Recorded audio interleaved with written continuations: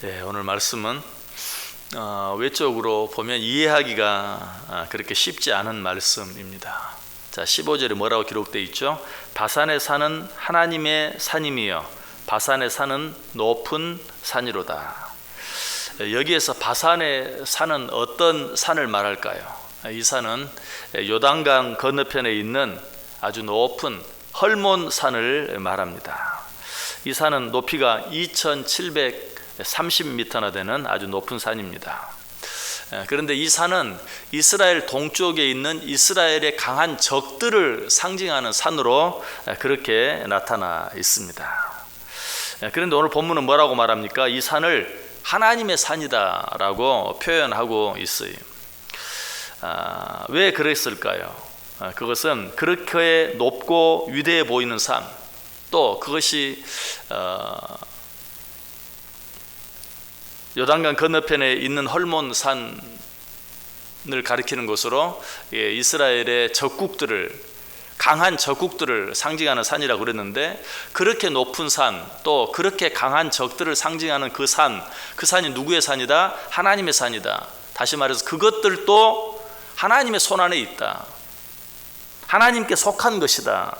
하나님의 주권 아래에 있다 하는 것을 보여주고 있는 것이, 우리는 꼭 기억해야 합니다. 이 세상에 있는 모든 것, 바산처럼 제 아무리 높은 산이라 할지라도, 또 제 아무리 강한 어떤 것이라 할지라도 모두 하나님의 손 안에 있는, 하나님의 주권 아래 놓여 있는 것이라는 사실을 잊지 말아야 돼.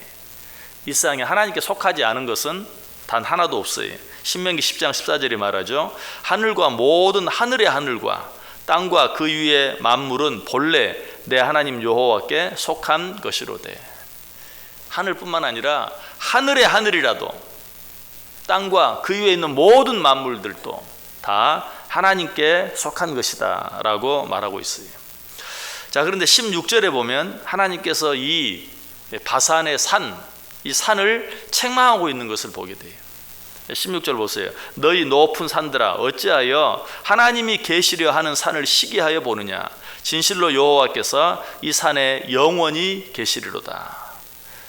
이 바산의 높은 산을 책망하시는데 뭐라고 책망해요? 어찌하여 너희는 하나님이 계시려 하는 산을 시기하느냐. 여기서 하나님이 계시려 하는 산, 거하시려 하는 산, 이 산은 무슨 산을 말하는가? 시온산을 말해요. 여러분, 시온산은 많이 들었죠? 그런데 시온산은 예루살렘에 가보면 아주 낮은 산이, 예루살렘 성 앞에 놓여 있는, 마치 우리 동네로 이야기하면 저 지향산 정도 되는, 계남산 정도 되는 그런 아주 나지막한 그런 산이, 이 바산의 산, 헐몬산에 비하면 정말 아무것도 아니죠. 그런데 하나님이 거기에 거하시려고 한다라고 말하고 있어요.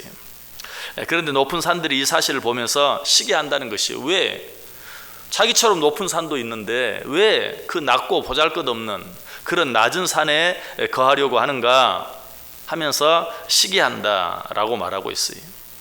여기서 우리는 중요한 한 가지 교훈을 받게 됩니다. 하나님은 어디 거하시는가? 하나님은 높은 산에 거하지 않아요. 하나님은 낮은 산에 거하세요. 무슨 뜻일까요? 하나님은 교만한 자와 함께 하지 않아요. 하나님은 겸손한 자와 함께 하시는 것이, 하나님의 은혜도 마찬가지. 하나님의 은혜는 높은 곳에 임하지 않아요. 하나님의 은혜는 마치 물이 높은 곳에서 낮은 곳으로 흐르듯이 항상 낮은 곳에 임하는 것을 우리가 성경 여러 곳, 여러 사건, 여러 인물들을 통해서 보게 돼요. 그러므로 우리가 진정으로 하나님의 은혜 아래 거하기를 원한다면 우리의 마음을 높은 데 둘 것이 아니라 늘 낮은 데 둘 수 있어야 돼요. 무슨 말이죠? 겸손해야 돼요. 하나님은 겸손한 자에게 은혜를 주신다고 그랬어요. 잠언 3장 34절에 말하죠. 진실로 그는 거만한 자를 비웃으시며 겸손한 자에게 은혜를 베푸시나니. 또 잠언 29장 23절에서는 사람이 교만하면 낮아지게 되겠고 마음이 겸손하면 영예를 얻으리라. 마태복음 23장 12절도 예수님께서 말씀하시죠. 누구든지 자기를 높이는 자는 낮아지고 누구든지 자기를 낮추는 자는 높아지리라. 여러분, 하나님과 함께 하시기를 원하십니까? 하나님이 진정으로 여러분 안에 거하시기를 원하십니까? 오늘 하나님은 어디에 거하신다고요? 나는 저 바산의 산, 헐몬산, 높은 산에 거하지 아니하고 나지막한 산, 시온산, 다른 모든 산보다 낮은 그 시온산에 거한다. 우리 하나님과 함께 하려면 어떻게 해야 되겠어요? 그 하나님이 내 안에 진정으로 거하게 하기 위해서는 어떻게 해야 돼요? 나를 한없이 낮춰야 돼요. 겸손한 자가 되어야 돼요. 하나님은 그런 자와 함께 하시고 하나님은 그런 자에게 은혜를 주신다. 무엇보다 하나님께서는 그런 자들을 높여주신다라고 이야기하고 있어요. 자, 그런데 하나님께서 겸손한 자와 함께 하신다고 했는데 어떻게 하나님께서 겸손한 자와 함께 하시는가? 오늘 보면 17절 보시면 하나님의 병거는 천천히요 만만이라 주께서 그 중에 계심이 신의 산 성소에 계심 같도다. 하나님께서 겸손한 자와 함께 하시는데 어떻게 함께 하신다고요? 천천만만의 병거로 그와 함께 해주신다라고 말하고 있어요. 다시 말해서 하나님께서는 그런 자들을 높여주시고 그런 자들을 통하여 영광을 받으신다라고 말합니다. 자, 이런 하나님의 약속이 누구를 통하여 정확하게 이루어졌습니까? 예수님을 통하여 이루어졌죠. 예수님은 지극히 높으신 하나님의 아들이시면서 지극히 높으신 왕이시면서 지극히 높으신 하나님 자신이면서 어떻게 지극히 작고 힘없는 어린 나귀를 타시고 오셨죠. 자, 이처럼 겸손하심으로 어린 나귀를 타신 예수님을 하나님께서 어떻게 해주셨습니까? 빌립보서 2장 9절 이하에 보면 이러므로 하나님이 그를 지극히 높여 모든 이름 위에 뛰어난 이름을 주사 하늘에 있는 자들과 땅에 있는 자들과 땅 아래에 있는 자들로 모든 무릎을 예수의 이름에 꿇게 하시고 모든 입으로 예수 그리스도를 주라 시인하며 하나님 아버지께 영광을 돌리게 하셨느니라. 우리 올 종료주일 때 이 말씀 생각해 보았죠. 나귀를 타신 예수님, 왜 나귀를 타셨는가? 겸손하셔서. 그 어린 나귀도 작은데 어린 나귀는 어때요? 사람이 타기에 너무 작은.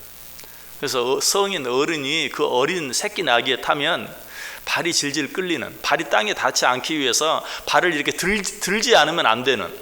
그래서 어린 나귀를 타신 예수님의 모습은 정말 우스꽝스러운 모습, 사람들이 보고 비웃을 수밖에 없는, 저 사람들 어떻게 된 거 아니야? 라고 생각할 수밖에 없는 그런 모습. 그러나 이처럼 한없이 자기를 낮추고 겸손해 주신 예수님을 하나님이 어떻게 하셨다고요? 하나님이 그를 지극히 높여주셨다. 그래서 모든 만물 위에 모든 만물들보다 더 높게 해주셨다. 모든 이름에 뛰어난 이름을 주셨다라고 말하고 있어요. 또 이 세상에 있는 모든 자들로 그 앞에 무릎을 꿇게 하셨다. 여러분, 우리가 신앙생활 하면서 꼭 기억해야 될 것이 있어요. 내가 높아져야만 사람들이 내게 무릎을 꿇는다 라고 생각하는 사람들이 있어요. 절대 그렇지 않아요.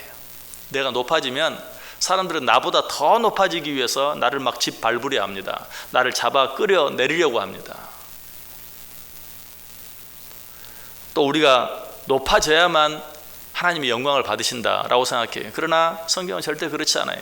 높아져야만 하나님 영광을 받으시는 게 아니에요. 때로 그럴 때도 있지만 오히려 더 많은 경우에 한없이 낮아질 때, 그리고 한없이 낮아진 내 모습을 통해서 하나님이 오히려 더 많이 영광을 받으시는 것을 보게 돼요. 그러므로 우리가 정말 하나님과 함께하고 하나님의 은혜 아래 거하고 그리고 하나님의 영광을 드러내는 삶을 살기 위해서는 한없이 나를 낮추는 그런 삶을 살 수 있어야 돼요. 예수님이 그렇게 하셨을 때 하나님께서 그를 지극히 높여주셨고 모든 만물들 위에 뛰어난 이름을 주셨다고 했는데, 이런 축복은 꼭 예수님께만 주신 축복이 아니에요. 오늘 우리들에게도 동일한 축복을 약속하고 있어요. 베드로전서 5장 5절과 6절에 보면 겸손으로 허리를 동이라 하나님은 교만한 자를 대적하시되 겸손한 자들에게는 은혜를 주시느니라. 그러므로 하나님의 능하신 손 아래에서 겸손하라. 때가 되면 너희를 높이시리라. 이사야 57장 15절도 말합니다. 지극히 존귀하며 영원히 거하시며 거룩하다 이름하는 이가 이와 같이 말씀하시되 내가 높고 거룩한 곳에 있으며 또한 통회하고 마음이 겸손한 자와 함께 있나니 이는 겸손한 자의 영을 소생시키며 통회하는 자의 마음을 소생시키려 함이라. 하나님께서 겸손한 자는 이처럼 높여주시고 그와 함께 해주시고 그에게 은혜를 주신다.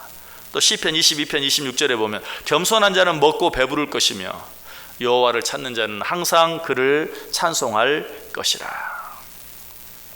자, 그런데 겸손한 자란 진정으로 어떤 자를 말할까요? 하나님 앞에서 진정한 겸손은 나를 위해 하나님을 이용하는 것이 아니라 하나님을 위해 나를 이용하는, 다른 말로 하면 하나님을 위해 나를 드리는. 우리는 신앙생활 하면서 정말 나를 위해서 하나님을 이용하는 경우가 참 많아요. 진정한 겸손은 그것이 아니다. 하나님을 위해서 나를 이용하는, 그리고 하나님을 위해서 나를 드리는 삶, 이런 삶이 진정으로 겸손한 삶이다. 하나님은 이런 자들과 함께 하신다. 하나님은 이런 자들과 함께 하시는데 천군 만마를 보내서 우리를 지키시고 우리를 보호하시고 우리를 높이심으로 우리와 함께 해주신다. 그래서 오늘 본문 16절 뒷부분에 보면 여호와께서 이 산에 영원히 계시리로다. 이 산이 어떤 산이라고요? 낮은 산, 시온산. 이 산에 영원히 계시리로다. 하나님은 그런 자를 떠나지 않는다. 하나님은 그런 자를 버리시지 않는다. 다시 17절 보시면 하나님의 병거는 천천히요 만만이라. 주께서 그 중에 계심이 신의 산 성소에 계심 같도다. 여기서 우리가 지금까지 계속해서 생각해 보면 하나님의 또 하나의 새로운 이름을 발견하게 돼. 우리가 어떤 하나님의 이름 생각해 보았습니까? 고아의 아버지 하나님, 과부의 재판장 하나님, 앞서가시는 하나님, 땅을 진동시키시는 하나님, 흡족한 비를 주시는 하나님, 말씀하시는 하나님, 말씀을 주시는 하나님. 그리고 오늘 말씀은 어떤 하나님? 시온산에 거하시는 하나님, 낮은 자 가운데 거하시는 하나님. 여러분, 우리가 믿는 하나님은 바산의 산, 헐몬산에 거하시는 하나님이 아니라 낮은 시온산에 거하시는 하나님, 그 산에 영원히 거하시는 하나님이신 거 믿고 이 하루도 나 자신을 한없이 낮춤으로, 나를 위해 하나님을 이용하려고 하는 것이 아니라 하나님을 위해 나를 드리는 그런 삶으로 말미암아 시온산에 거하시는 하나님이 내 안에 온전히 거하시게 하는, 천군 만마와 함께 그 하나님이 내 안에 영원히 거하시는 복된 인생 꼭 되실 수 있기를 주님의 이름으로 간절히 축원합니다. 기도하겠습니다. 하나님 감사합니다. 또 한 번 말씀해 주시니 감사합니다.